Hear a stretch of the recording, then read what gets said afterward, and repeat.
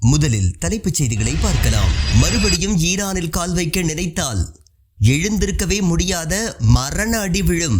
இஸ்ரேலுக்கு ஈரான் தளபதி எச்சரிக்கை. பாலஸ்தீனியர்களை கொத்து கொத்தாக அழிக்கும் புது ஆயுதம். இஸ்ரேல் இனப்படுகொலையின் உச்சக்கட்ட கொடூரம். ஹிரோஷிமாவை விட 6 மடங்கு சக்தி. 85,000 டன் வெடிபொருட்களை பயன்படுத்திய இஸ்ரேல். காசாவை இருந்த இடம் தெரியாமல் அழிக்க திட்டம். இஸ்ரேல் ஆக்கிரமிப்பு படை அட்டூழியம். உதவி மையங்களில் காத்திருந்த பாலஸ்தீனியர்கள் கொலை. உதவி மையமா கொலை மையமா? நயவஞ்சகத்தின் ஒட்டுமொத்த உருவமாக மாறிய அமெரிக்கா. காசா உதவி மையங்களில் நடக்கும் பகீர் சம்பவம். இனி செய்திகளை விரிவாக பார்க்கலாம். மீண்டும் ஆக்கிரமிப்பு முயற்சிகளில் ஈடுபட்டால் இஸ்ரேலுக்கு சக்தி வாய்ந்த பதிலடி கொடுக்கப்படும் என ஈரானின் உயர்மட்ட ராணுவ தளபதி மேஜர் ஜெனரல் அமீர் ஹட்டாமி தெரிவித்துள்ளார். ஈரான் இஸ்ரேலுடனான போரின் போது உயிர் தியாகம் செய்த ஈரானிய ராணுவ வீரர்களின் குடும்பங்களை சந்தித்த ஈரானின் உயர்மட்ட ராணுவ தளபதி மேஜர் ஜெனரல் அமீர் ஹட்டாமி இஸ்ரேலின் வலுக்கட்டாய ஆக்கிரமிப்பு முயற்சியை முறியடித்து ஈரான் பெருமையுடன் மீண்டதாக குறிப்பிட்டார்.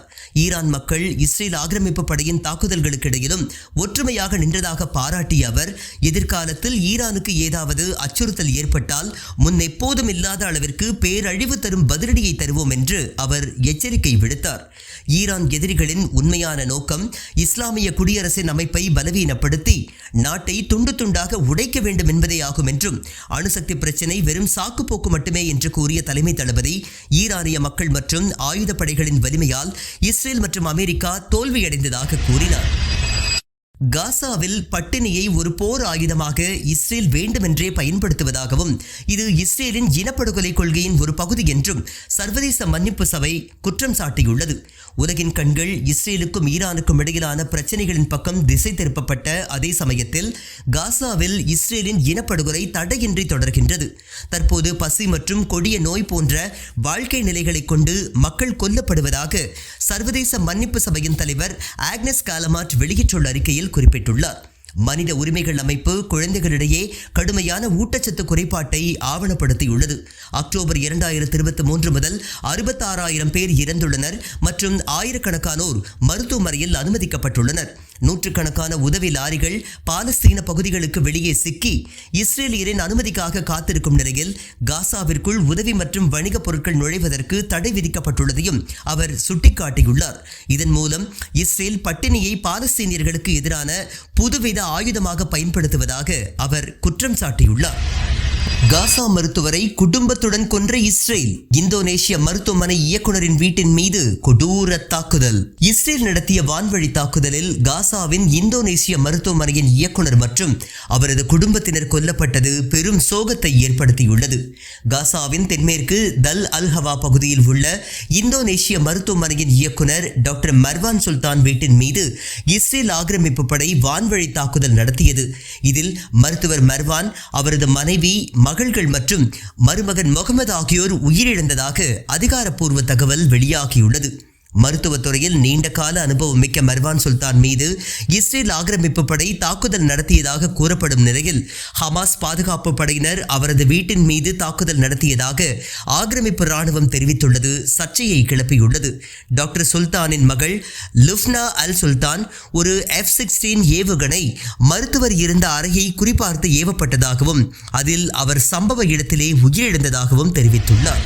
காசாவை இஸ்ரேல் தனது ஆயுத சோதனை கூடம் போல பயன்படுத்தியதாகவும் 85,000 டன் வெடிபொருட்களை கொண்டு காசாவில் ஆயுத சோதனை நடத்தப்பட்டுள்ளதாகவும் ஐநா நிபுணர் பிரான்செஸ்கா அல்பானிஸ் குற்றம் சாட்டியுள்ளார்.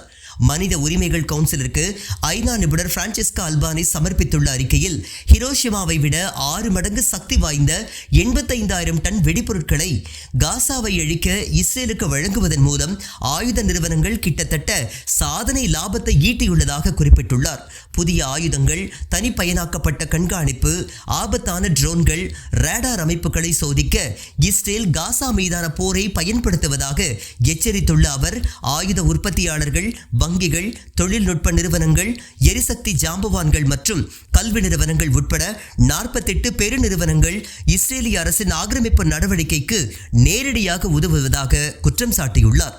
ஐநாவின் உறுப்பு நாடுகள் இஸ்ரேல் மீது முழு ஆயுத தடையை விதிக்க வேண்டும் என்றும் அனைத்து வர்த்தக ஒப்பந்தங்கள் மற்றும் முதலீட்டு உறவுகளை நிறுத்தி வைக்க வேண்டும், சர்வதேச சட்டத்தின் கடுமையான மீறல்களில் ஈடுபடுவதற்காக நிறுவனங்கள் சட்ட ரீதியான விளைவுகளை எதிர்கொள்ளும் என்பதை உறுதி செய்ய வேண்டும் என்றும் அவர் வலியுறுத்தியுள்ளார். கடந்த 24 மணி நேரத்தில் காசா பகுதியில் இஸ்ரேல் நடத்திய தாக்குதல்களில் குறைந்தது 118 பாலஸ்தீனியர்கள் கொல்லப்பட்டுள்ளதாகவும் 581 பேர் காயமடைந்துள்ளதாகவும் காசா சுகாதார அமைச்சகம் தெரிவித்துள்ளது. இதில் அமெரிக்கா மற்றும் இஸ்ரேல் ஆதரவு உதவி மையங்களில் உதவிக்காகவும் உணவுக்காகவும் காத்திருந்த 12 பேர் கொல்லப்பட்டதாகவும் 49 பேர் காயமடைந்ததாகவும் தகவல்கள் வெளியாகியுள்ளன. இதனால் உதவி தேடி வந்து கொல்லப்பட்டவர்களின் எண்ணிக்கை 652ஆக உயர்ந்துள்ளது. மே 27 அன்று புதிய வழிமுறை அமலுக்கு வந்ததில் இருந்து 4537க்கும் மேற்பட்டோர் காயமடைந்துள்ளனர் என அமைச்சகம் தெரிவித்துள்ளது. அக்டோபர் 7, 2023 முதல் காசா மீதான இஸ்ரேலின் போரில் 57,130 பாலஸ்தீனியர்கள் கொல்லப்பட்டுள்ளனர் மற்றும் 1,35,173 பேர் காயமடைந்துள்ளனர் என்று டெலகிராமில் வெளியிடப்பட்ட அறிக்கையில் தெரிவிக்கப்பட்டுள்ளது. இனி விரைவு செய்திகளை பார்க்கலாம். அல்-அக்ஸா மசூதியை முற்றுகையிட்ட இஸ்ரேலியர்கள். ஆக்கிரமிக்கப்பட்ட கிழக்கு ஜெருசலேமில் உள்ள இஸ்லாமியர்களின் புனித தலமான அல்-அக்ஸா மசூதியை இஸ்ரேலிய குடியிருப்பாளர்கள் முற்றுகையிட்டதால் பதற்றம் நிலவியது. மேற்கு கரை மற்றும் கிழக்கு ஜெருசலேமில் சட்டவிரோதமாக வசித்து வரும் இஸ்ரேலியர்கள் இஸ்ரேலிய படைகளின் பாதுகாப்பின் கீழ் மசூதி வளாகத்தில் மத சடங்குகளை செய்ததாக கூறப்படுகின்றது. அமெரிக்கா தலைமையிலான காசா மனிதாபிமான அறக்கட்டளையால் பணியமர்த்தப்பட்ட பாதுகாப்பு பணியாளர்கள் பெரும்பாலானோர் தகுதியற்றவர்கள் என்றும் சரியான மேற்பார்வை இல்லாமல் பணியாற்றி வருவதாகவும் குற்றச்சாட்டு எழுந்துள்ளது.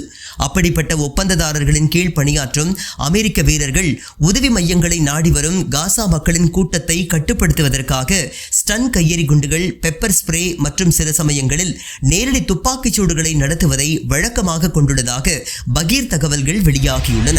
இஸ்ரேலுக்கு தக்க பதிலடி கொடுத்த ஹமாஸின் ஆயுத பிரிவான கசாம் பிரிகேட்ஸ் காசாவின் தெற்கே உள்ள கான் யூனிஸில் ஒரு இஸ்ரேலிய பணியாளர் தாங்கிய கப்பலை ஏவுகணை மூலம் குறிவைத்து தாக்கியதாக டெலிகிராமிடம் தெரிவித்துள்ளது.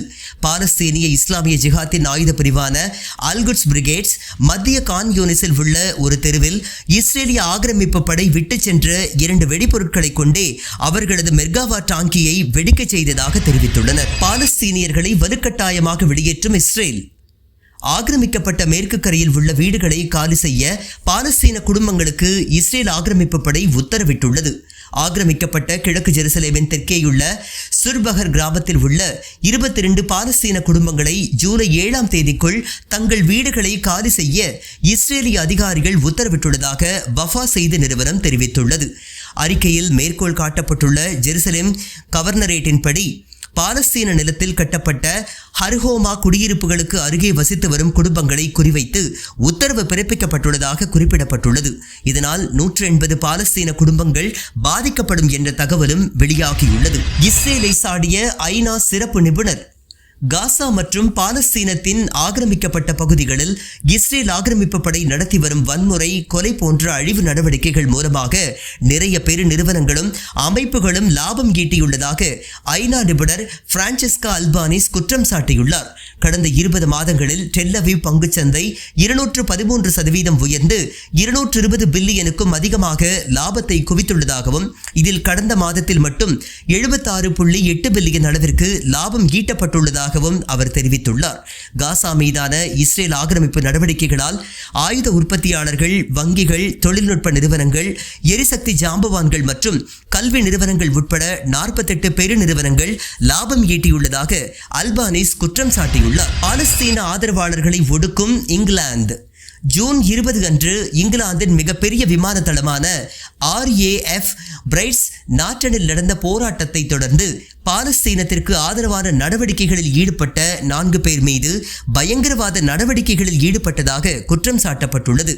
காசாவில் இஸ்ரேலிய ராணுவ நடவடிக்கைகளுக்கு உதவிய பிரிட்டனின் 2 ஏர்பஸ் A330 MRTT வாயேஜர் விமானங்களுக்கு போராட்டக்காரர்கள் கடுமையான சேதங்களை ஏற்படுத்தியதாக கூறப்படுகின்றது. இந்த போராட்டத்தால் 7 மில்லியன் சேதம் ஏற்பட்டதாகவும் இதில் ஈடுபட்ட 22 முதல் 35 வயதுடைய இந்த ஆர்வலர்கள் மீது தடை செய்யப்பட்ட தளத்தை அணுகவும் குற்றவியல் சேதத்தை ஏற்படுத்தவும் சதி செய்ததாக குற்றம் சாட்டப்பட்டுள்ளது.